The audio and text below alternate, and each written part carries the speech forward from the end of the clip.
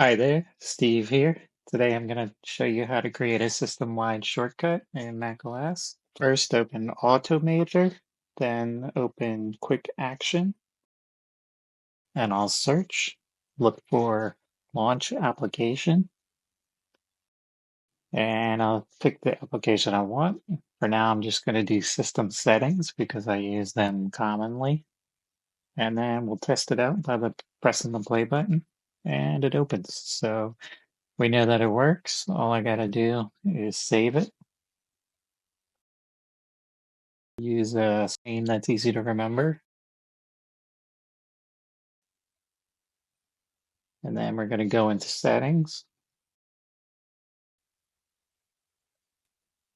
keyboard, keyboard shortcuts, services, then general.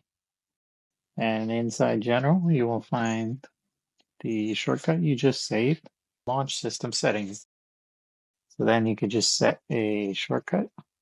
And as you can see right now, it's conflicting with my Finder because it opens Finder with that shortcut. So we'll go back and we'll go back in, double click and change the shortcut. And now we'll close it out, test it again. And it works.